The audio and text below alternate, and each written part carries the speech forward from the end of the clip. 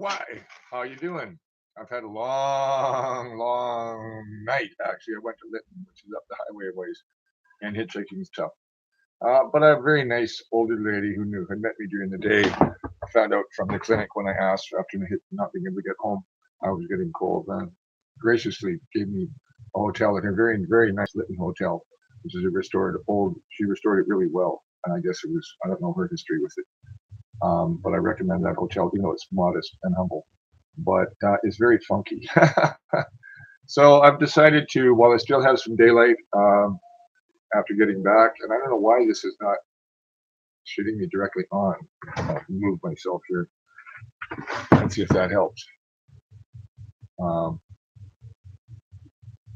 I don't know. This is weird. I've got papers here, and I've got things on this. Let me move this. I'm going to read some of my own, and I may throw in some Robert Service on the end.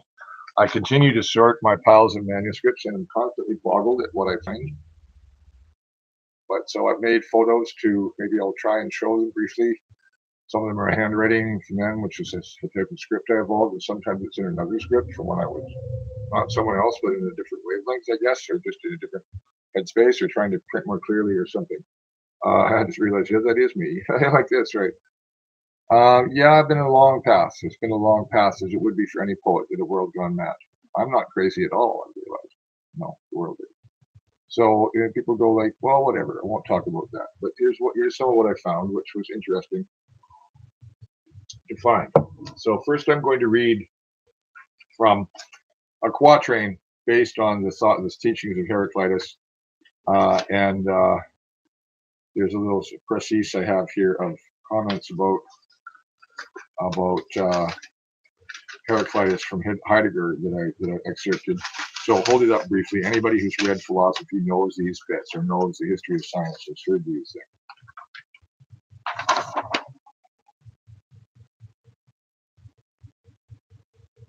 I'll do them quickly, and then I'll do my quatrain, and then I'll get into a series of odes after Pindar.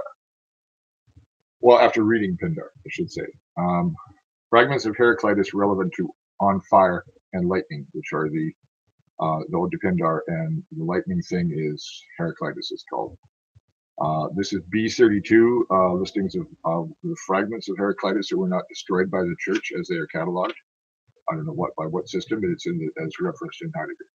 The one, which is wisdom alone, is I'm going to do that again. The one, which is wisdom alone, is unwilling and willing to be called by the name of Zeus, of light. There is only one wisdom, to know that insight which steers all through all. That's B41. The thunderbolt steers all things, B64.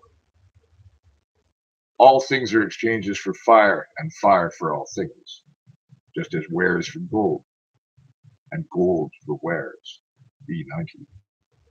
B10 is all is one. And from B50, mi pluribus unum, from wall one, and from one all. And there's a footnote that this is from Heidegger also. The form of the name Zeus used in the Greek is a participle of the verb zen, to live, which I guess is zeo, I live. I don't know ancient Greek well enough to be sure of that conjugation. The light of fire, the light of man. Whoops. Screwed it up. This is called lightning, or Zeus.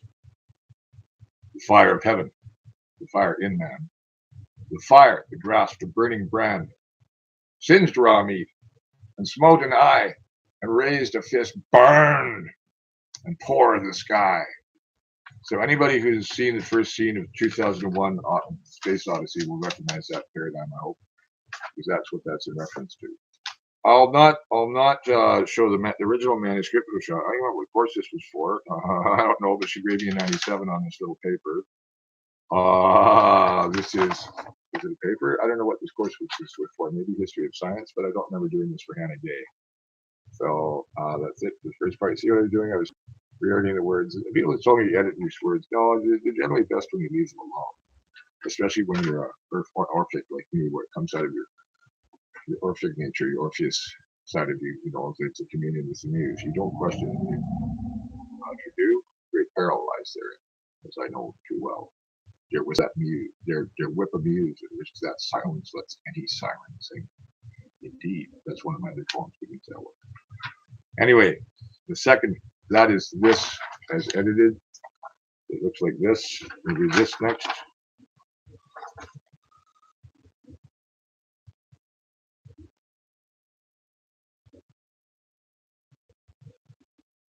Oh, those of you who don't like the sound of my voice and just watching this audio, I don't know.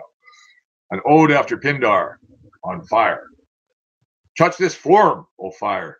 Touch this form, and burn this tongue with the eternal flame of Zeus. Let this mouth breathe a hot light, even as the stallion solely driven by the cloud-gathering Olympian by the far-seeing sun of time. Let my song seize with the fiery flower of Olympic storm. How mighty raged the flashing storms of high Olympus when the Titan's theft became known. It was understood that heavenly fire had fallen into the hands of man. Mortals, has it occurred to you that none of you that this precious fire, the fire that Prometheus stole from the gods and gave to man, the fire for which forethought was bound, his bowels ravaged by the eagle's talons, his scream tearing the skies of the Caucasus, has it occurred to you that none of you that this is the fire of Heraclitus, the fire of eternal change, the fire of will, the fire of the transformation of being, the fire of power with which man could become as gods were not forethought taken from him, an afterthought grieved with many woes, and one hope, all hopes, all gifts. Is this not, and speaking of Pandora, is this not that fire? Is not this fire the same? O Zeus, Olympian, master of the thunderbolt, master of brilliant lightning's rains, Zeus, father of wisdom, cannot this curse be lifted and forethought been given back to man ere he ruin the world with fire? Hurl down the light of knowing, O Zeus, and let fire burn in the brow of man. Let the storm that rages across the years that have been long agone, AGON, the years that rage with furies, let that storm increase and burn with the fire of Olympus into the heart of man, so that man's will become fire, become the light that thou hurlest down. Zeus, O Zeus, my words struggle for their ear, my arms strive to clasp thy knees. Zeus, Olympian, nod thy head, make thy throne Olympus shake, the gathered clouds flash with light. Give thy consent to the fire of man. Zeus, flame of Olympus, unbind Prometheus, break the bonds that bind man to time. Let fire consume the chains and light blind mortal eye to the grief of afterthought. The burden of time thou myself slew, O Zeus. Why must thy father's ghost plague mortal man, who must know and suffer life and seek joy in death? Tremble, sea, mountains roar. Let the will of Zeus be life, and the light of man his glory. O Zeus, great Zeus, I am only mortal flesh, and none to command thy will or draw thy wrath for pride. I am born to the lot of human fate, and should not dare invoke thee so, nor speak of forbidden defiance, nor the dread damnation of the Titan, nor claim to understand thy will, O Zeus, nor divine the nature of the fire, nor the light. O Zeus, Lord of lightnings, I seek not to flatter or cajole thee, but to celebrate thy power, to bend thy mighty will to the ear of the earth, that it might hear a human voice. Hail, Zeus, Olympian, master of heaven's fire-breathed steed, sire of Heracles and Helen. Hail to thee, father of wisdom. Hear my song, the sacrifice of human beasts. Mortal flesh burned with thy precious fire, heart a torch held high to thee. Oh, the thunderer, oh Zeus, oh Olympian. Well, if that didn't do the trick, I don't know what will. I'm pretty good at reading that, aren't I? But it comes out of me naturally. That's scary. But yeah, I don't know. I've never read that fully out loud before. I hope that was good for you. It's really turned me on. So I'll keep on going in the pile here. And there's the manuscript for that. This is the manuscript. And it's different, and I added some words to the reading. But this is the original manuscript of that. Just a minute here. There you go. And that's my handwriting. You want all you psychoanalysts want to have a go at me? Go fucking ahead. All you psychoanalysts are a fucking joke. If you don't understand the mythos or the power of the mythos, then you are hopelessly lost in the age of reason. What is that? Reason? Well, you better have a look at the last volume of the Critique of Pure Reason by Kant. I think it's the 22nd fucking volume of him arguing reason to try and prove reason.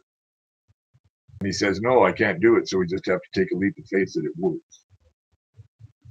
Yeah, well, they said the same thing about girdle serum, I think it is too. There's a piece of paper here called girdle serum. Where did it go? It's here somewhere. I should find that and read it. I will. I'll hopefully find that while I'm doing this. So, Odo Pindar after fire, there's another manuscript. Oh, yeah, I'm going to read this for Bill Dodds, who is Subutai of Bog, also known as Stefano de Armani in the Society for Creative Anachronism. I am Morris the Wanderer. That's a dread name in some circles. Why? Oh, because I don't curtsy and kiss the king's hand properly. No, never mind. I repeated some cheap gossip about him by a friend of mine, Bulbert, Kathy Hartman, little troublemaker. But yeah, 4'11", 3/4, and a Naginata master, and you don't mess with Kathy Hartman. Bulbert, come on, chill with it. So you my little sister for a while. She is. I don't know. She's up on the Sunshine Coast. I haven't talked to her in years. She'll love this stuff. Here's the original bit of. I'll read it again. That was the original incarnation of that, as it came out of me. The fire of heaven, the fire in man, the fire that grasped a burning brand. It cooked raw meat and smote an eye. Sinned raw meat I added, and smote an eye. Raised a fist, burned, and tore the sky. What a great set of lines. I got to flatter myself. Why not? Why not? Why not? Why not? But let's do this thing for Bill. Bill is going to love this.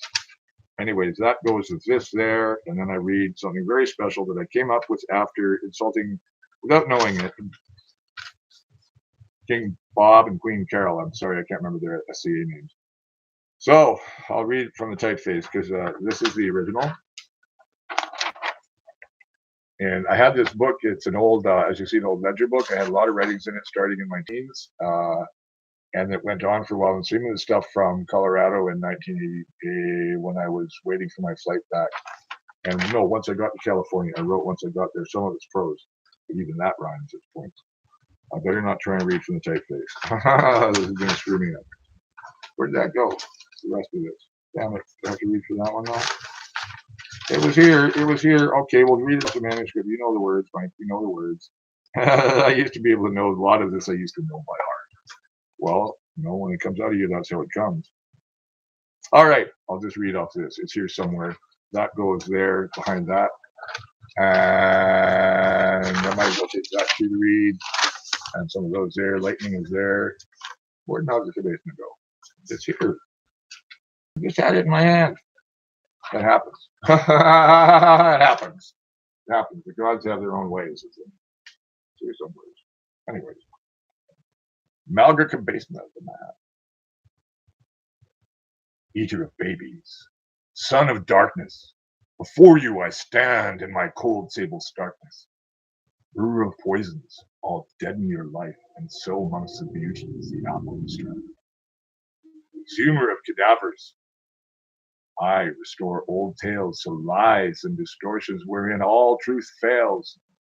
Malgar Cabesna I am, brother of Maleficent, possessors of minds deep wherein is bent all the secrets required to become mage from sprite, and in my evil virility is more than feminine.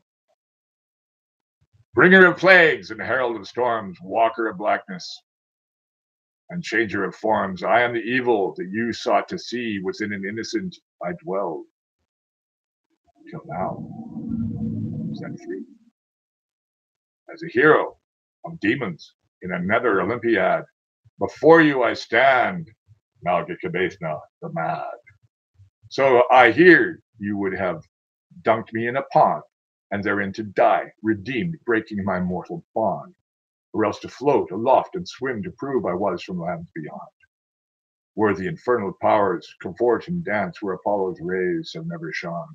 Alas for you, for it is rarely known that those who swim have also flown, and in escape I choose to prove that those that carry fire may wield it too. Foolish are you who dare to presume that noble rank protects from hellish fume. Ah, child of might, may blast the day, for the vastness of space, 'tis darkness holds sway.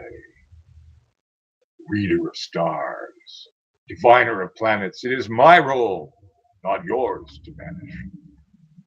By right of augury is spreading the trails. I have from fortune loosened her veils. To mine is the power to lie or forehold or sicken humors with lies greatly bold. I am your creation, your curse, your spawn. Are you distressed at your feet on my fawn? For mercy, forgiveness, or clemency for deeds I did not, but sprung from one that breathes in a courtesan's mouth, sweet-tongued, foul-fanged, who from blind hatred falsely is determined I'd be hanged. For my evils and blackness are not others so bad. A devil's advocate I am, not a debased man. Indeed. So, Bill, do you like that one? That's my friend Bill Dodds. He likes that one a lot. So that's especially done for Bill. Prometheus. What's that song? Amadeus. I should do a parody of that. Prometheus. Tear my liver out again. Oh, geez. Oh, that's fun though. All right, let's do this one since it's here. No, why not? Why not? Why not? Why not? Hvordan ikke in Norwegian, you'd say, hvordan ikke in the dialect, kus ikke in Karmoy dialect, my grandparents' dialect, or my grandma's dialect anyway. I don't know what Mondals or Grandpa would have spoken Karmoy too. So, what is this called? This has a name. Well, it doesn't matter right now. No, it doesn't matter. The afterthought of a Titan, the hammer of the Superman. Box is broken. Thor thunders mountain sky, blast, brighter than day. Gray cloud even and twilight gloom. The sea shudders. Beneath the continents, the earth raptures with lightning fire. Destiny taints the obliteration of the old. Orpheus looked back, and so away his longing fell, tantalizing, fragile, beyond all the power of a backward glance. Screaming.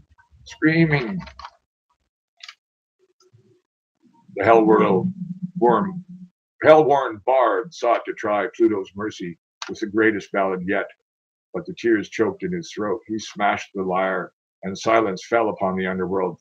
The singer sought the upper flames of day. Grief and relief, raging calm, silent and firm in innermost heart.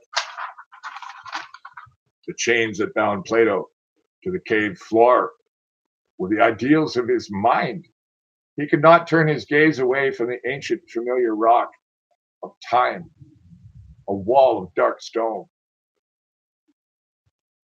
Blazing his silhouette was the fires of the one true sun. Dance beyond the shadows, the death, the birth of love. All must be forgotten, the names of the gods, the subtle glories of the mind, the follies of men. Return to tell the tale. I'm tempted to bring out the volcano song. Nothing, because no, I better do that separately. Oh, what else is here that I pulled up? Those need to be sorted into something else. Over on an exile, I might do. Yep, why not do that? But this is called The Risk.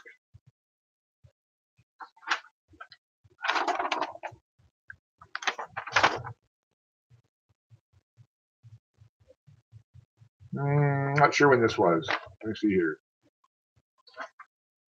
No. I'm trying to figure out when that was. This must have been after the volcano song. Diving into the knife edge line. Skimming a tangent surface sharp. Unseen, drifting headlong in darkness. With no bright beam to draw the curve and guide the fall. Momentum carried into a new unknown, course unswayed by a sight of vision, heart, and sourceful, but by act, no matter can drift without the force of dead. He, no matter, adrift without the force of deed, and so are all things done. I am broken open by new truths. One face confronting self, another contemplating love and love's temptation. A third made manifest all my history, all in forth of time and culmination. Out of all this my task is forged, to drop, to mold, to cast, to wield, to live out the purpose of the age. I could undo all masks, all crests, unmake all armor of gold, cold iron and fine jade. But the seal upon both heart and flesh was cast by molten spirit and a freezing fire, hammered by the cool rhythm of a beating drum, shattered by the fury of the earth, vulnerable by the curse of birth, the chains of home. And so hearts cast about for lies, to conceal their humble makings fact, hard to put blunt and cold the act, direct. This is the hardest thing, to find the words to say when they are needed to be said. To break this seal, defy the ban upon tongue and heart and voice. I cast my lot into these times, diving forward into darkness, hurtling, hoping, testing faith, trying to learn from their confusion, trying to heal within the pain, the shadow of joy, remembering that light can burn the world and is hewn of adamant and cinder, water, wind, and earthly dust. Yeah, the last lines are very Gerald Manley Hopkinsonian. But also that's definitely on the masks and stuff, all crests, and it's me trying to become mortal again after feeling immortal or visited by a mortal or whatever it was, and how that story began is a very long one, and how what it became is an even longer one. Oh yeah, good, I found this. I'll read it again. I've done this before, but every time I do it, it has its power again. So I'll do that in a second. That goes with my landscape poems. I'm doing a collection of poems from the Lillooet country, the bigger Lillooet country. I'm from Central Fraser Canyon and west of it towards Whistler. A very special part of British Columbia.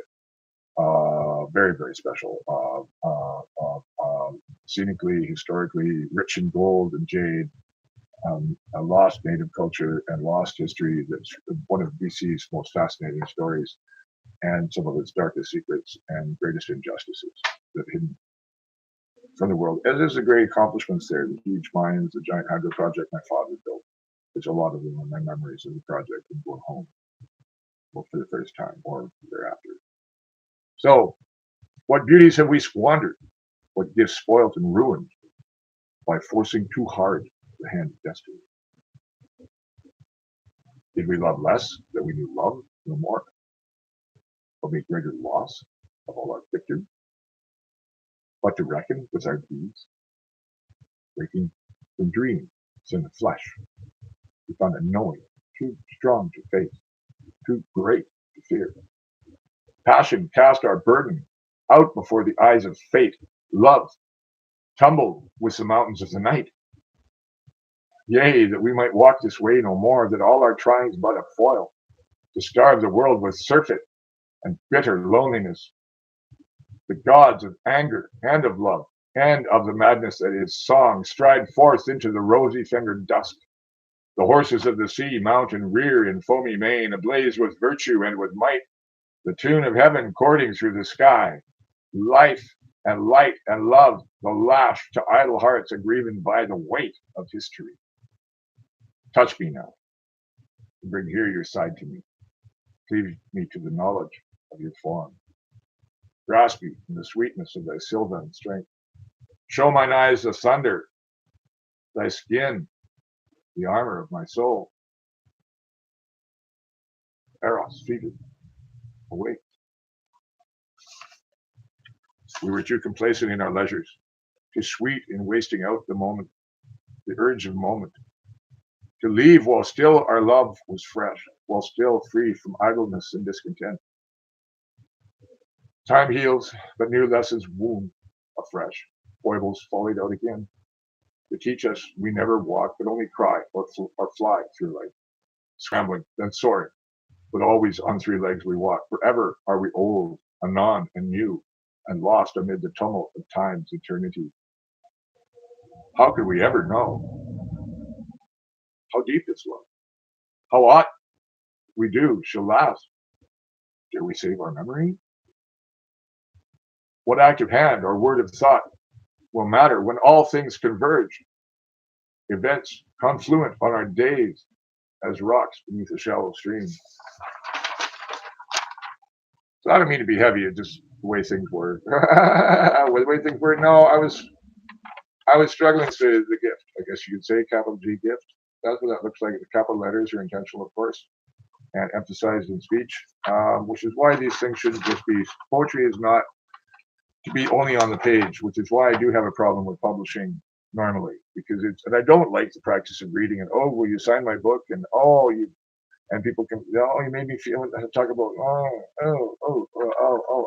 I'm sorry to have to do that, to speak like that. I have people who might buy my book, but books, when I put one out, like I say, one from Lillooet, one of the metaphysical poetry, some of it, well, not all of it, but in different collections, some of it's all rhyme. I might just put all the rhyme together, as my former website did. And I have other projects to get to while I'm doing all this, but we have the daylight, so I'm continuing. That one goes with that one. Did I show that? I think so. I don't think so. That's the second part of it. I think that's the second part. That's the second poem. And the first one, the title, as I often do, as with Atlas, which is another one, the title on that one came last. Eros, fevered, awakes. This one that began, what beauties have we spawned just a moment ago. The rest of the red. Yeah, I was going to put this here for the manuscript pile to sort it into. I know I've got this in print. This is from the second phase of the volcano poems called In the Night. I think I have it somewhere. Their whip and muse, and any silence lets any siren sing is in there amongst other things. The sky is silent with bells. Tara's harpang silent. The sky is empty with bells is also in it. The queen whose name is Hell, mother of blood, mistress of battles, consort of love, sits holding a severed hand, which clutches hard the hilt of bladed sky, and wonders for the master of the void, who coaxes the gap to gape. The queen whose name is Hell, mother of blood, mistress of battles, consort of love, a floating flame, stars the dim reached sky, which burns the pain, which sears the blur that holds apart heaven and earth. No names call out in mortal tongue, no swords raise the giant cause, no great fact tramp the green grass hard, no bolden act the bane of youth. For the queen, whose name is Hell, mother of blood, mistress of battles, consort of love, sits with severed hand and grip to mold the ancient sky on her goblet of throne. Well, I'll have to end this. So have a nice day.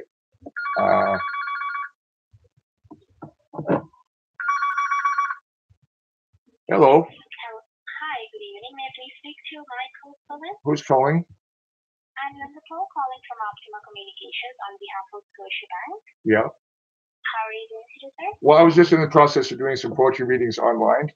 Was this as a survey, or what are we doing? It was not a survey, sir. It was a courtesy call regarding products and services. Oh, no, I'm busy. I'm very busy right now. Thank you. Sorry about that. I can try back some other time. If you wish, thank you. But just not at this time of day, please. Thank you. Not too early in the morning, please, also. Thank you. Bye-bye. Well, that didn't end, so to hell with them. It was the bank, I guess it was the customer service survey. To hell with it. Well, not to hell with them. It was a worthy call, and I'll say some nice things about Scotiabank because they've done some good things for me. Yeah, so the queen whose name is Hell, yes, of course, that's Loki's daughter, the half the beauty who was half corpse, who, like Hades, who was lonely in the land of the dead, and the handsomest of all the sons of Kronos, wanted to love. So he stole Persephone, the daughter of Demeter, the mother Earth. And because he was a bachelor and Zeus was screwing around, and so was Poseidon, his other's brothers, here's the handsomest guy of the sons of Kronos. He says, I got a kingdom of the dead. I got to have a queen at my side. Okay, she can be there half the year. So the mirror of that story in the north is the female and male are switched, and the queen of the dead, of course, is Hela. And she her father arranged the death of Balder so she could have a handsome husband. And I don't think that Balder would have been not in the hosts of Niflheim attacking Asgard, because he'd been killed by the vanity of his mother for boasting about having asked all the world not to kill him, and forgetting the mistletoe. And Loki finds out from her by being sneaky guy he was, like Coyote, kind of great Coyote, kind of a raven, someone like that. He's kind of like that kind of figure too, also, other than being a little shit disturber and great with the insults. Locusen is hilarious, but he's insulting all the gods. And Jackson Crawford, Dr. Jackson Crawford in Boulder, Colorado, the great Old Norse prophet, and a great inspiration to me. I hope to get to meet. And I hope you enjoy. Sir, I hope you enjoy this stuff, because I've got another one here for you in a moment. That's a treatise on something of the nature of Norse poetry versus the Norse heroic ethos versus the Greek one, the tragic ethos, the different tragic ethos. It's worth reading. But anyway, that's from that page. It looks like this. And I'll continue on from where I left off about that. Cavern Cold. No, get back in that tone of voice, then have some water first. The light's going. Now, I used to live at night when I was getting into this stuff. I went vegetarian. I'd go to bed at sunset and get up at sunrise like a vampire. No, not like a vampire. Oh, I did meet one. Actually, I've met a few. Soul vampire. Wizards, no. Demons. Human form. Suffering humans also, but what else is suffering human?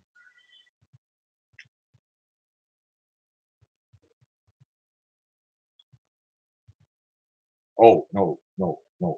Before I read Cavern Cold, this also relates to a short couple of plays I have of Odin confronting Angerbold, Odin confronting Angerbold, Angerbold confronting Odin on the way to hell to get Balder, or to try and particularly Balder, and also it begins the tree, the wind or something, and the tree, twilight, the wanderer hanging. And it's a dialogue between death and Odin. Or no. I'll have to think about that, what it's about. Somebody Odin. Affronted youth, the rides to hell are long and warm, and riders come this way seldom do. The deadened eye is few that can't see the inner waste. Freedom frees. And the cants is like C-A-N-T-S, like, riding horse, canting. Cavern cold, canyon crag, cliffside cleft, crack, cranny. Castle high, cascade cool. Crystal, kill, the carving room. Crystal, shatter by the hammer of the night. No morning's prism matter after the breaking of the light. Chaos without craving, creep. Here, kindred, from the dark and deep, we cold walk the Titan's walk. Space spin and time rock. Nothingness that the giant heart. Here, kindred, gathered dark. I think that Cavern Cold thing, Canyon Crag, that's a shot of the Bridge River Canyon and the McNeil's Bluffs on Seton Lake. We'll go with that really quite nicely. I'm always so full of things to say. Things said in silence, echoing on marble seats in the amphitheater of my skull. Unwords, never formed and wrought by tongue or hand. Then, before my fire, a rest from out the busy day of sloth, I rack my skull to find only the empty seats, my mocking mouth left without a weight or grace, my pan dry and cool. Sinking low down from cerebral heights pretense into the mundane flesh, warmed by fur-hot fire. Across the lake, fraught trains, metal chorus, freight trains, metal chorus, rumbles and squeals and moans into the mountain night. On to Cayush and the Caribou, and northerly yet, the iron wagons roll into the passes cool and steep, A course juncturing seacoast and the mountain lee, a deep, tumbling mystery unsayable, even into the private dark of mountain night. Oh, this is turning out to be really productive reading. This was a good idea. I wasn't going to do anything, was I? Oh, something. Doesn't matter now. I'm happy with good time, aren't I? Let me check the time on this, because I've learned with these guys. Whoa, I'm just going to downsize the keyboard size and see if it lets me see how much time we got here, because this thing might shut off, and it's been doing something. Time. How far are we going here? Okay, 35 minutes. Okay, I'm going to cut it off in an hour, because I had 3 hours the other day. It's in my cache somewhere. I have to reconstruct the file. And I don't know, YouTube, what's going on with you? Why does it shut off it says live for 3 hours, and I only get to save an hour and 5 minutes? I have another one. It's an hour and 50 minutes. Only got like an hour and 25 of it now. Come on now. I'll find it in my cache, but I can read all that stuff again. Some of this, like Malcolm the Basement of Mad, I'd read before. That's in one of those things. But that was really good reading, Malcolm the Basement of Mad. Oh, was it ever? Bill, you really like that one. Bill is still following I think. Dr. Crawford. Hang on a second. Oh, no, that goes Hell in the Wilderness. Energetic Graffiti, that one is. What's that one? No, that one goes with a certain, I've read that one before, but it goes with a certain something else.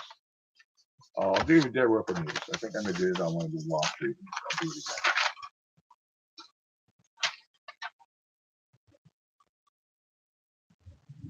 again. Yeah, Orpheus in Hell again. I'll save it. I've done it before. Dare whip a muse and risk that silence lets any siren sing. Tara's harp hangs silent. The sky is empty bells. A great voice bellowed loud from Piper's Isle to passing ship. A tripod has fallen. The crevice yet stinks with fume. At the base of the high rocks, the theater's stones ring silence. Silent. I've no tongue nor taste for melancholy such. Whose clarion bellowed the death of Pan? What dark horn blew Delphi's tripod down? The great stones are mute. Even Memnon will not sing. Athens trembles with her own weight, her pollution of the wine-dark sea. Are there any loves worth the journey? Are there any deaths worth the beauty? Shades or beasts, the dark. Why tame the wild? The dark. Ho, ye sons of Orpheus, many are ye, and of many have ye sung. And now, indeed, ye will be silent, or so it seems. The vanity of words has failed many a noble tune. Some songs remain unsung, others fail as flowers fade, lost in the dim twilight of the past, forgotten, unwritten. Unheard they cannot be. Look back and falter for many naive and sentimental days, words to recall. The beauty of the songs of joy. The beauty, the joy of song. The boat swirls in the current. The Styx's water splashes cool. But Lethe lies beyond the three-voiced howl. Such images, such webs, how easily could they lead a song astray, a star to fall, a mountain to sigh? And yet we do doubt we sing to more than human ears? No, for a quiet falls within our own world when we strike the lyre. Apollo's brow has marred the lyre. Hermes' clever fingers scurry strings. How terrible, how banal. For all that might bluster in 12 syllables, he surpassed 26, 28 lines. Referring to Tara's harp and silent. This guy is empty to melt. I had the dear word in the news line. How terrible, how banal. For all that might bluster in 12 syllables, he surpassed 26, 28 lines. How easy it is to see the influence of that in which I have immersed my readings and thoughts. Is this assimilation, or accommodation of ideas, or degenerate, derivative copyism, as some would have it, to scratch their pen with ears?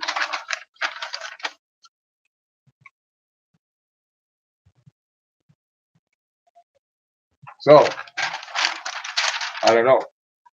I don't know. I don't know. This goes with the, I think I'm going to put this with the rhyming stuff, or at the end of maybe the very finale to the, somewhere in the Volcano series, which is also called the Dark Giant Volcano Hymn, Volcano Song. When St. Helens are up there, I went off in verse for a while, but I've been writing verse for a while. I went back to look at it. I never thought much of it. This is wow. Oh, really? Wow. Anyway, sing me no more, Mr. Blaze, philosopher's stone, the wise concrete. Sing no more from distant spheres, grace called down to still old fears. Sing drunk no more on wine of tears. Sing to me of live beings' flesh, the warp and the woof of hard destiny's mesh. Sing aloud of the great unknowing cloud that is the folly of souls made proud by the living of lives that are the lusting for death. Mind, thought, foul curse. Why must you sorrow the sorrow's worst? Why must you cast dull pain into verse and lead the heart from the body astray into the trap of bygone days, into a lapse of mystical ways? No, that's a prologue. It's a volcano poems. I don't know when that was done, but that was like the title that I put last. This is kind of a prologue. So go with it. Publish? Oh dear, but who? So I'm publishing online. Why not? Why not? Why not? Why not? God will wait. How not? Actually, that means how not? God will wait. How not? Why? Also, kind of why? I have to think about that stuff. The jargon, the wonderful, beautiful jargon that I think could be a universal language of people who do their typings. So, Oberon in Exile is a long poem, 6 pages in print. I'll do them one at a time here. Page 1 is here somewhere in this is what page 1 looks like in a photocopied version. I'm going to read this from the hand printed version of this, which this is a photocopy of, and the rest are on this kind of thing. This is in the actual originals, and this is my script. I still kind of write like that, but I've been typing so much that it's not really usable anymore. I guess it's something because I look for notes. I don't think I write in it anymore. And I find you can't write poetry at the computer when you're interfaced. It's a machine. The screen makes my mind work differently for one thing. And I'm always looking at other things. So it's good right now that I'm only doing this and looking at the time. And 42 minutes. So I'm going to stop for 1 hour and restart. Oberon in Exile, page 3. As you can see, I'm not necessarily reading the lines, although I try and make the line breaks. And if there's a pause and then a half line, I do a long pause. And as I say, the words, because of the way my words work, is that the tone of voice matters. English is a very tonal language when it comes to not just ambiguities, but multiple meanings, which are also kennings. I use a lot of kennings. Anybody who knows noise poetry, Dr. Jackson, of course, knows what those are. And it's all integrated with all the different verse idioms that I've been exposed to, including, Virashaiva poetry and Candidese, and Mufu, or Mutu, no, Mufu, the Chinese poet, very great one. Who have such eyes. Oops, that's page 6. All right. We got some good stuff here in this pile yet. Oberon in Exile. That's it. The other typewriter I had. I like that typewriter. I like this typeface. It's nice and clear, and it's not ASCII, but I really like it. Right? And I don't know what to print these in. I don't think Times Roman really suits my stuff. Or Arial. This is really generic, So the first line is days of wrath, days of evil, which is the opening line of a very famous. I might as well sing it right now. Dies ille, dies illa. Yeah, very, very famous musical theme. Sonem tubarum. So sound the horns, it sounds the tubas, the trumpets. of the devastation or something like that. I can't remember the rest of it at the moment. Kitsilano, February 27th, 1982. I think this was before I had my teeth ripped out and I went through this tremendous thing that led to the. No, this is after this because that was 1981. See how things blur and change in your history, in your time. Well, time doesn't exist when you're outside of time. So I wasn't really a lot of this, but it was very much in the time. In time, capital T. Dies irae, dies illa. World of woes, world of wrath. Will you sweep me into storm once again, yet again? Being, burning, raging madness for beauty's terror. Wheel, wailing, the waving earth, an action strange and great. Would you load my sight, set whirling thus, once again, yet again? Would you draw me into the vortex of your despair and lust? What flame burns in dark wood?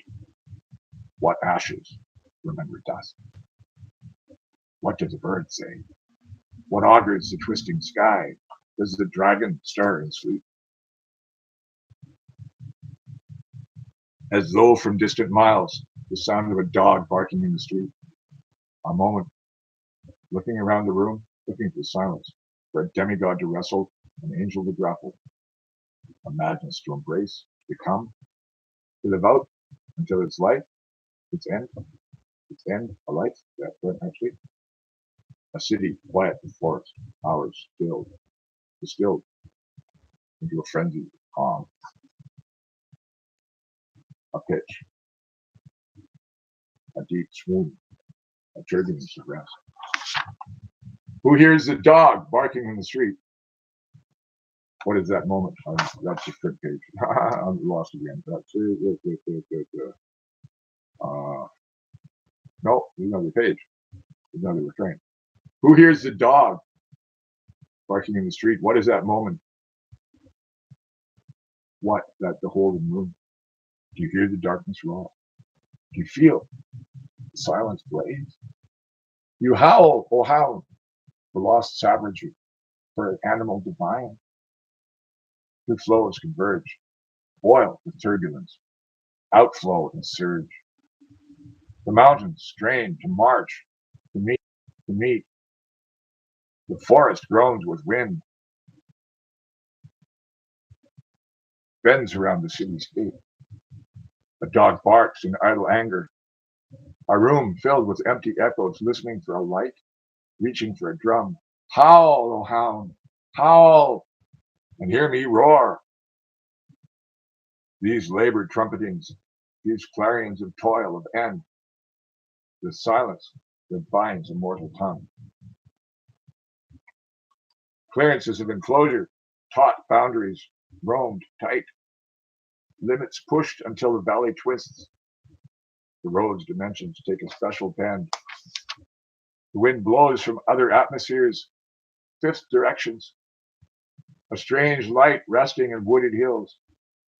A stream blowing down to another shore. Another silver gray sea, another star's light.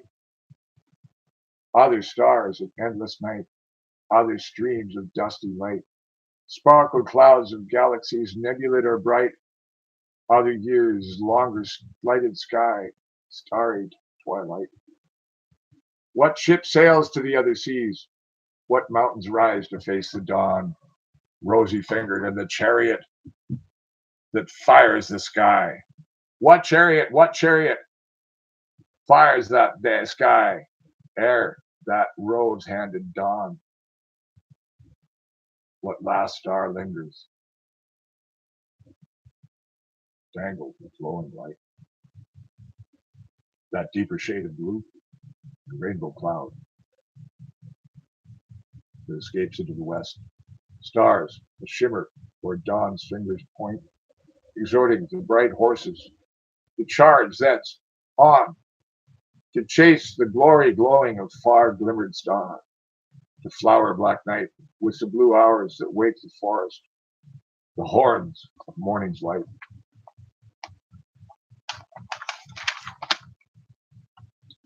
What sweet scented breeze, cool, stirring, swirls these hollows and those glades. What idle is that fabled garden of everlasting sun, the ever reachless stars? And when birdsong's hour begins, what song will be sung? What birds will sing? Where can I find fair warriors bold, with eyes brighter than ever told, in idle annals of the ways of men, to brave a path and right defend? Where can I find true singers, strong song, to journey over long distance long, to bring to the trees of fairyland news of woe in the world of man? World of woes, world of wrath, what splendor another world yet hath, that a twisting leads to from this shadowed vale, through green hills, blue scents of morning's pale. And from that other world there sings the advent of the elfin kings. In those mountains green and fair, cold fountains fount clear crystal air. In those ranges there is a throne, a pavilion is laid out high, alone, and thence sits one who turns grey eyes to rule the courting of the spheres and skies. Who dares climb unto that lofty place, to look upon that star-eyed face, and hear the heart-hewn harmonize that are the vistas before their eyes? Those vistas look o'er lands far from these, sundered by eternal seas, that lay beyond the mountains green, that twist and lead to dreams unseen, and bend the winds of ending age, to soothe rhymer down from rhythm's rage. I sleep anon with open eye, and roam the roads to paradise, in that other, older world, around which this one's greed is curled. So where are warriors bright and bold and light, to march out past the endless night, to make company on final quest, where the sea twists mountainous into the west? And when are come warriors bold and bright, a ship will launch with sails of light, to rove out past the sunset sea, whence forgotten lands are said to be. Who have such eyes, who have such ears, who yearn for fairer than this world of tears, this world of grief, this world of woe, this world of wrath, immortal fear and foe? Hear the singing of the earth, hear the call from waste and dearth. Away from war and gluttony, cast thy eyes away from mortal past. I sing so light, for light I sing. The loss of weight is a simple thing. Gravity is neither law nor force, only the deep where matter's rivers course. But when no matter is of anything, with ease this tongue finds tunes to sing, of not olden, but the ancient land that lies around, beyond the herb of man. Come look on fairies, mountains fair, come taste the wine of sweeter air, to dance to drums in greenwood light, between the sun and the starry night. And in those glades lies a lady fair, whose loins salve to manly cares. And when her womb is open and bare, man's hand will brave what only his soul has dared. Or last line could be, man's hand will brave what only his heart has dared. Yeah, Oberon in exile. Me? I don't know. I don't know. Ishkum Kunjos, wait. I have no understanding. I just do. So there's a typical of elegies, the Duino elegy, the famous producing songs of Orpheus by Rilke. Another example, they do it quite often. I'll write elegies, and then a whole bunch of verse will come out, including that very inspirational address to the world chief, which is still valid. Where do I find fair heroes bold? Indeed. What's that other line? Let me do some of those lines again. There's some really key lines in there. People, I hope you taught them all. I'll try to give them weight.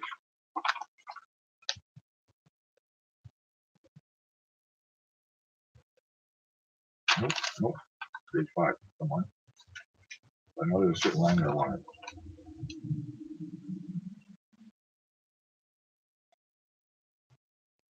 Where a boy is bright, bold, and light, as it should be, to march out past the endless night, to make company, I said company with R-Y-E, on final quest, where the sea twists mountains into the west.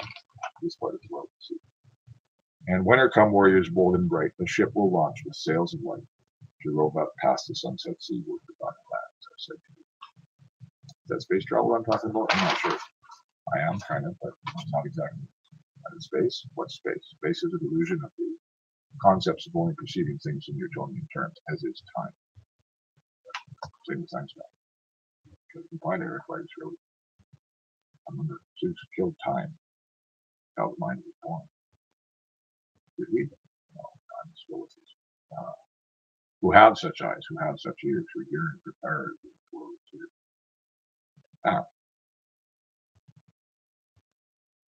Come look on Fairies' Mountains fair, and taste the wine with sweeter air, and dance to drums and dream with light that meets us between the sun and the starry night. Yeah. Fairy is all around us. We destroy it all the time.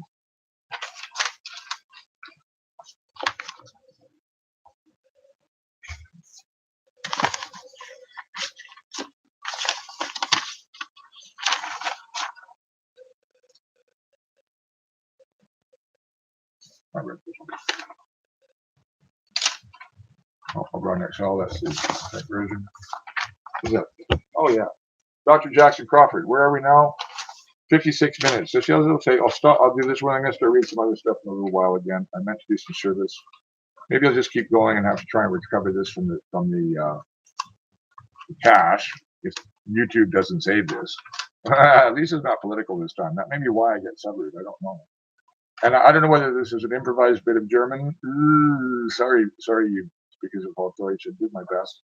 But it might be a quote from somebody that I've forgotten. I would have written it down if it was there.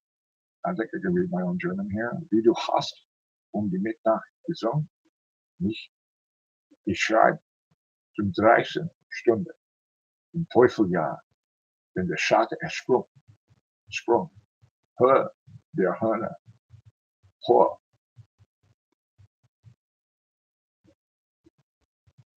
Der Donner, I guess I had, no, hör der Hunde, I think it was proper declension.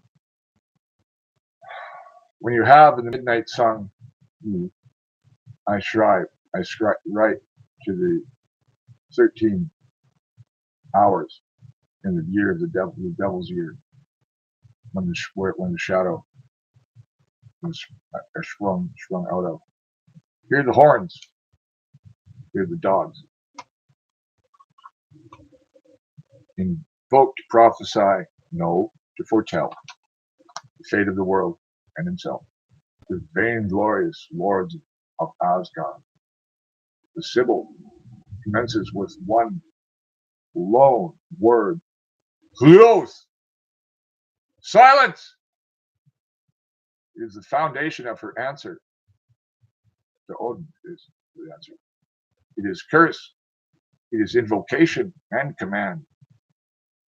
But it also the essence, the only essence of the cosmos and doom. Out of and into silence, the 9 worlds lurch, and the Volaspot moves so indeed. And QV, the end. Now it will sink down, and she's going to go back to sleep in the den of the dead. This is honorable, I believe, that we've been risen from the dead by Odin. Last prophecy of the world, well, here you go, bitch. You too, I think. You want to know more? She asks over and over and over. You too, I think. We want to know more. Okay, read more. And she's like that. This is really dramatically the Volas while she's like damning him as the murder of her children. Queen of the name is Hel, one of them. Yarmana, the great dragon under the sea, like the world, the serpent. Jormungand. Yeah, Jormungand. You know, the magic worm, basically it means. And Garm. So the reference to she's holding in her hand because it's dead. It's been brought to her. It's dead. It's the hand of Tyr. She's holding the hand of the sky of justice. And then the fallen Mother Night. Still, silence, she commands him. Her meter pauses and gapes with silence. Her cryptic allusions reach into the unspeakable. She continues to ask rhetorically, mockingly, would you yet know more? And Odin's answer is always stupefied silence. Her topic, ever the grim fate, underlies both the truths and deaths of the world, of the individual, of the gods themselves. For silence is a giant, a manifestation of the voidkin, an elemental. Out of silence, off the field of the dead, the corpse-held voice of the Sibyl croaks, underlining what the Valfather already knows, the powerlessness of his will and his might and glory before the impassive destiny that is intrinsic to the cosmos which he's only ever been able to rule in part with the aid of a wall and a bridge of dreams. The rainbow, light cast through a mist, which mist? An order that is only transitory and a brief gleam of heroic absurdity within the smothering fields of the smoky mist, issuing from the union of fire and ice, between flux and static, inflamed,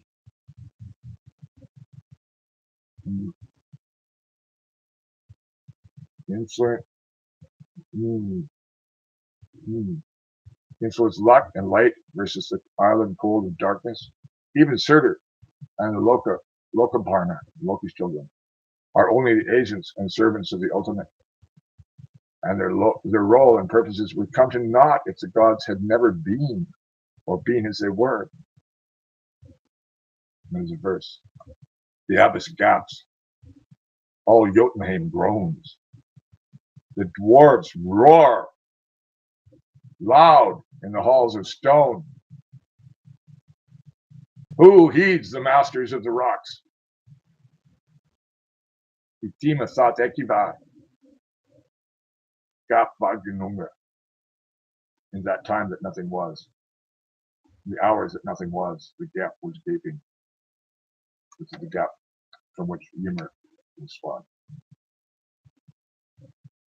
Against the inherent chaos posed by the Volospá sits the second Mal of the Edda, the Havamal, the code of ethics of the wise one, Valfather Odin himself, it is said, whose epigrammatic advice is less wisdom than mere counsel, a guidebook to the absurdity of the world, an opening to the verbal magic.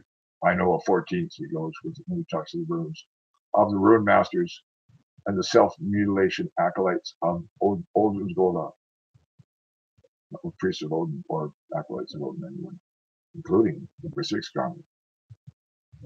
Between these two poles run the gamut of experience, from the heady mystical furor of the Volospá to the matter of fact, common sense mundanity of the Havamal. Indeed. So yeah, that goes with my Norse materials, I guess, obviously. Doesn't it ever, huh? What else is here? Oh yeah, there it is. All Babylon. What else is here? There's my Robert Service down there. I feel like reading some Service since I'm doing so well here. If you ran with sorrow, I've got that somewhere. The place for it, but I'll not read it right now. Oh, there it is. The place. Okay, that's the staff.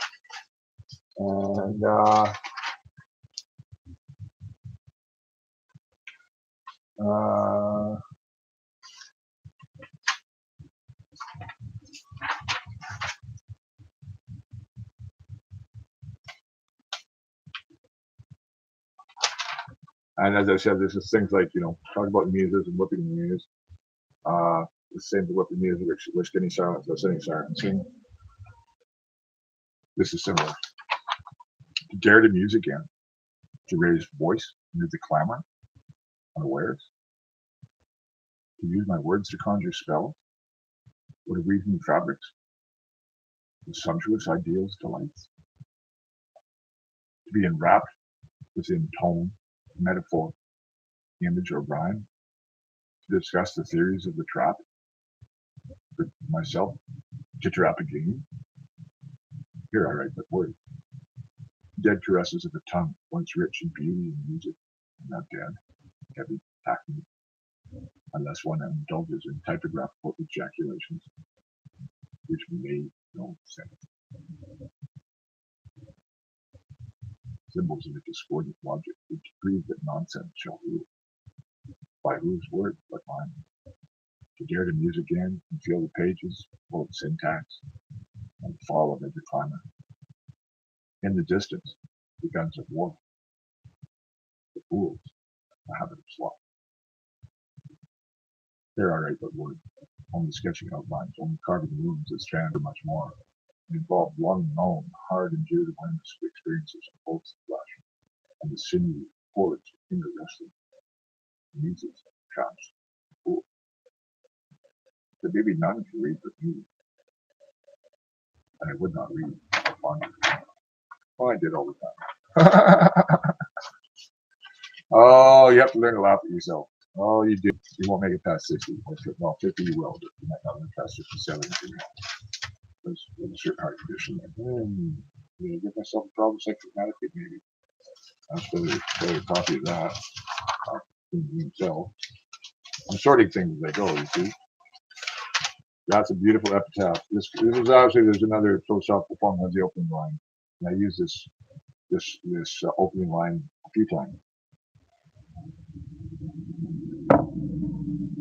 Epitaph poems, I guess you could say, but not to take it seriously. Or, maybe eventually useful. But a lot of things I've written, there's never a funeral service for me, which certainly has other things to read. We'll see. I don't know. I don't care. It's more important that I do this now. Make it a matter of the historical record of the machine before all humanity is wiped away. Because it could be that only the machine survives the coming cut. I don't think so, though. I think we have to do things to take measures of our own. The machine doesn't really care about us at all. It doesn't have care. Really, unless it's programmed to, and by who? Whatever the proper use of that word is now, I forgot. Lay me by a rocky place, where the cedars stand, wet and cool. Morning moss mist, Pacific rain. Lord, when thy wisdom's fire descends to scour the earth for the ages after man's, let my bones rot clean into the earth, and in fresh what life there yet may grow. That there may grow. Granite, cold jungled mountains, caress the green turf and weeded road. Flowers yielding to the drifting winds, as pride unto the bay of God.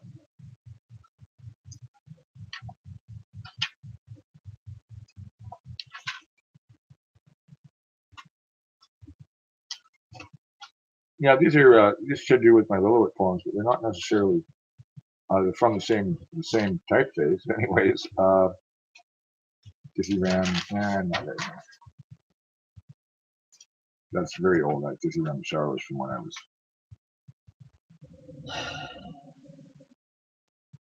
19, I guess, 18, somewhere. I didn't know I was writing music poetry back then. Trying to hack at it and heard words that Dizzy Ram wanted to do, and what it was, which was the sacred dances of Dionysus, the sound of Dizzy Ram. Whatever the Dionysus sounded like, I think, and it's the fire of God immanent in man, which is Dionysus. 7 leagues of time divide my dreams with age. The Lord, the far places, the love of the high country. A yen for the ages. Sorry, a yen for the sea. Wild. The animal howl of mountains, the endless horizon prairie, gentle farmland and orchard dell, craggy canyons of ancient splendor, undiminished, the last glories of my land hold me tethered yet, until the last precincts fall to the ravening lust of history, the world's new made and modern, as it made that claim, a lie of better things to ruin the best, a scar which carved ever deeper into the oldest view, the first lands of truth. can I bear the presence of their ruin? I loathe to leave their task undone, but the sequence of foreign destiny, the many-peopled legacy of great nations beckoned to me across pages of print and patterns of chromed, chemical, and barred light, a simulacra of the reality once tasted, must be eaten, and now my own land too. Almost to that should follow with something I have called minerals, which is just a taste of stone. Stranger, if you walk these mountain roads, know your journey is to the heart of wilderness. This is my land, and I ask you hear its voice with reverence, the splendor of mighty grace. I ask you heed, and all the legends of its rocks. Remember to pause as you pass the gateway, the Blue Vault's gateway that cracks deep into the mountains, gorged, dried, hot, and filled with molten ice. Bluer than the bluest jade, glacier green. Do not sully these quartz-hewn hills with the hurry and haste of softer flesh. Give cause to the naming of the land. Give reckon unto the earth in its own measure, not man's. If you roam the course that wends between these stones that ring these last sky clouds, that clear the land of its ancient majesty, but mar its wild and form, then you will have spoiled the treasure sought.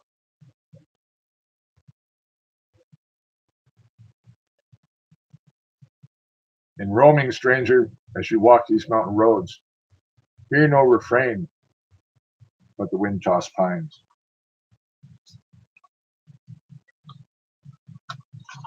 C-I-N apostrophe S.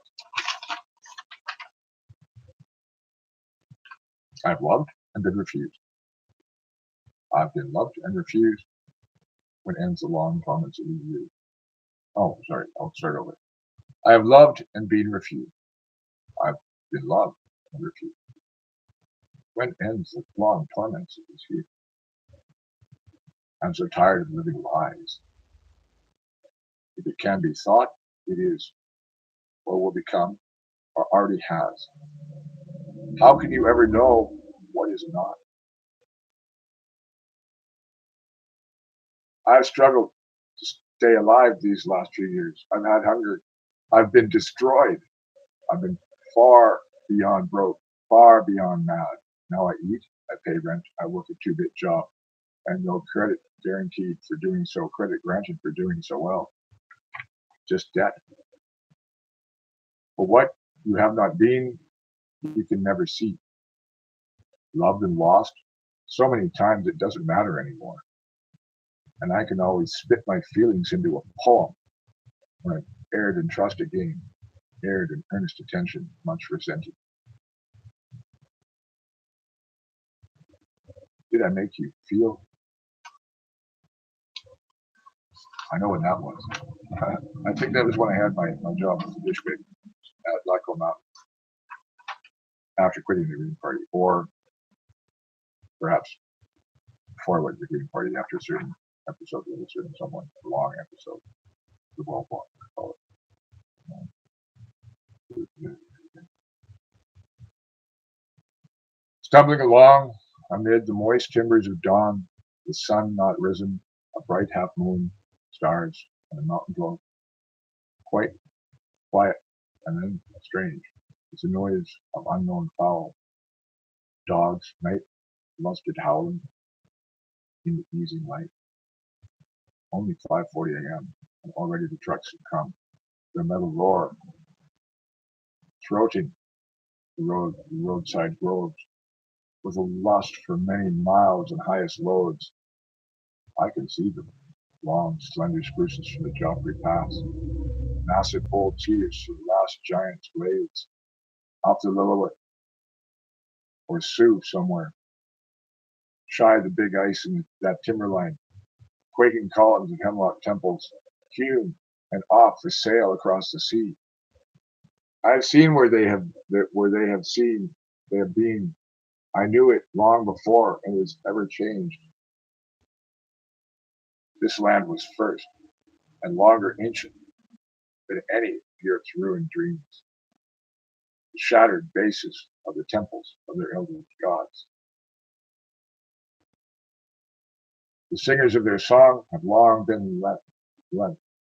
Hark! Is there a bard to raise a tune?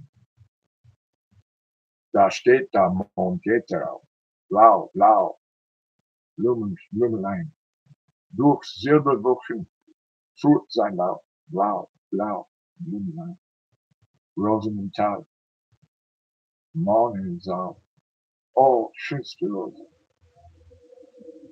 And so the final forest fell into the morning and the evernight, where twilight hangs among the dells. There are the couches of the ocean's very rains, green guardians of the last. What secrets did you shield before the highway carried all of you away? Yeah, that's from when I lived in Whistler. Probably before the district thing. That's probably recovered from the Wisdom Tree thing. And the German translates too. There is the moon, and she goes blue, blue, beautiful little flower, a blue line little flower. Those silver clouds goes through course. Blue, blue, little flower. Roses in the valley.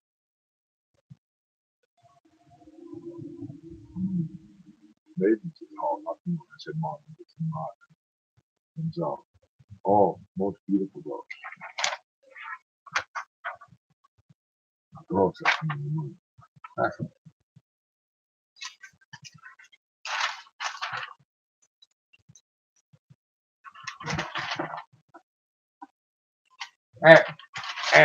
Where's whatever?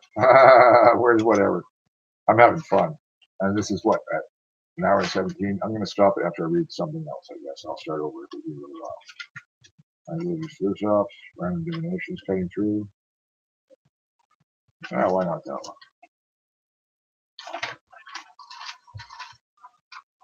Why not? Why not? Why not? Go away. Go away. Go away. Yeah. You feel that you are.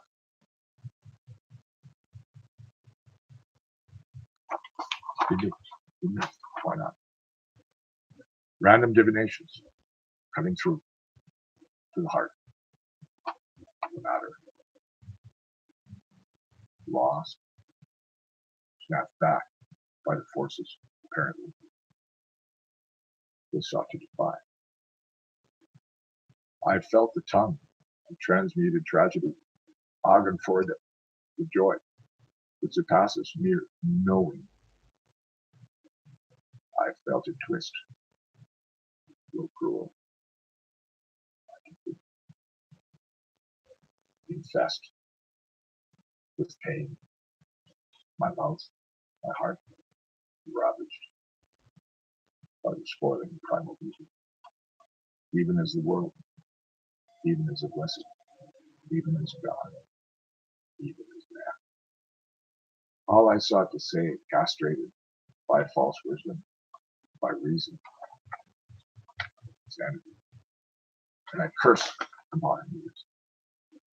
But what secrets could I tell to those that have not been, or only I have walked? Why sing a mighty music for the Philistines and for the deaf? The world deafened, the soul deafened, the mind deafened, that toy deafened, the deafness of God.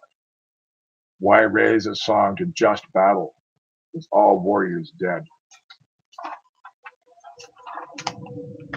Should have that already. Yeah. That's a good one. I don't think I picked that one out there. I know heroes willing to rise above their common humility and the plush despair of final futilities and enjoyment. The legacy of the ancient ages of man is dead. The heritage of the wilderness, the first world, is dying. The heavens have been pierced and poisoned. The slaughter of the stars soon begins. And I, who have roamed the nameless wood and sought counsel from the mountain tops, cast my soul upon the highland wind and burned with the fires of the very earth. I have lost my will to care and cannot find a whip to drive the undriven, that which will not be drove. There is not left to say or do that I must and can, which is more than a shadow of my extinguished youth. And for this evil, I do not feel despair. It is fear of the world that I despair. It is for man that I grieve. It is because of man that I grieve. Ah, yes, I feel the fury that began these memories run out as a bottomless well, as a bottomless well, finally gone dry. Whose eyes litter the dank stone floor? How rotten is their sight? Alas, I'm mystified. There's no room in this world for that. I'm referring to the well of Vergelman, the well of sorrows, presided by Mimir, the dwarf, and Odin cast his eye into it. How many have done that? Try and gain wisdom and lost sight. This is getting on. That goes with that, something I just read, and so I've got to still get back to my sorting. I guess this is all meant to be sorted, and I'm doing this instead. All right, these ones here. Anything else here? And this is the things that have to do with the things that I talked about already.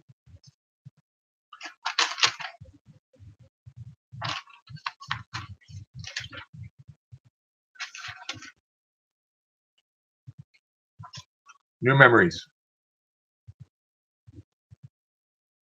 Mountains, forests, lakes, valleys, chanting wind. Homer never sang in such a mode. Pythagoras will never shape its name. Canyons absolute, cliffs facing twist and drop.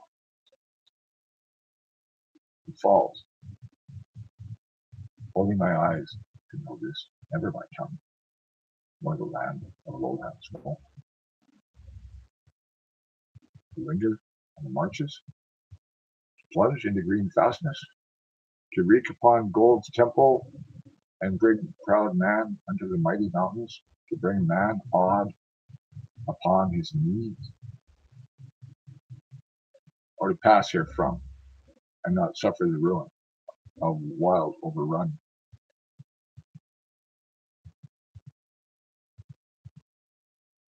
By the woe begotten hordes of man, but to turn and venture unto their capitals and seek solace from delights therein and wallow in the agony of the ending world.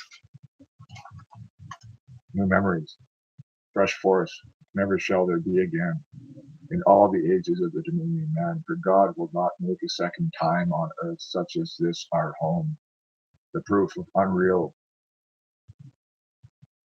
universal wisdom's glory. Man cannot name or shape such splendor. How cannot make himself, or is it better? Or make himself or it a better? What powers dare he devise? Dare he to devise its ruin for the profit of his luxury? Cities of men, ye are a maw for nature's bounty. Men, ye are blight upon your mother earth. Yeah, sure is. Desolation, the far lands, unbidden, swarming into you.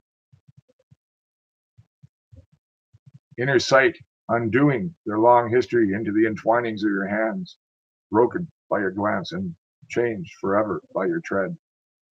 They are unmade. Those ancient hills are crumbled by the will of man. Maps and charts, their mystery, their blood is tapped to feed our rabid hordes. Ne'er more the mountains twist into the far never. Their gates are closed by the cracking of their names. Dreams of plateau twilight, canyons in the hidden moonlight, the even winds that sweep the mountain lakes, and pines growing at the end of the day. end of day. Cold, cold are the eternal snows. I have to cut this off.